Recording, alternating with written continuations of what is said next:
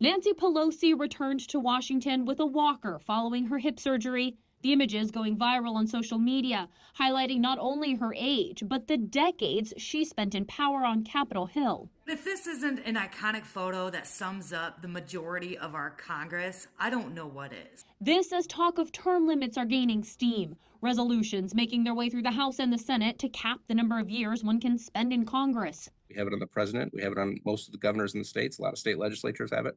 It's time for it on Congress. The public knows. It's just the one thing that they can't get over is they're unwilling to give up that power and that self-interest. News broke last month that now former Representative Kay Granger from Texas didn't cast a vote for 6 months in office because the 81-year-old was in a memory care facility.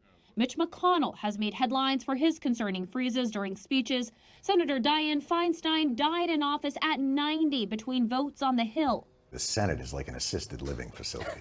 The new Congress is the third oldest on record, and the new Senate is the oldest to ever serve. Senator Chuck Grassley, now the oldest at 91. Congressman Hal Rogers, not far behind at 87. Congresswoman Maxine Waters is the third oldest member at 86. Senator Ted Cruz leading the Senate effort. His proposal limits representatives to 3 terms, so 6 years of service, and senators to 2 terms, amounting to 12 years in office. Scott Tillman, the chief operations officer for the group U.S. Term Limits, points out age and ability is far from the only concern. The longer Congress people stay in office, the less they represent their constituents and the more that they start to represent special interests and other people in Congress. The latest Pew Research poll shows broad bipartisan support for congressional term limits.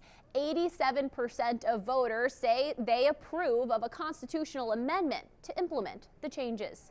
I'm Kayla Gaskins reporting.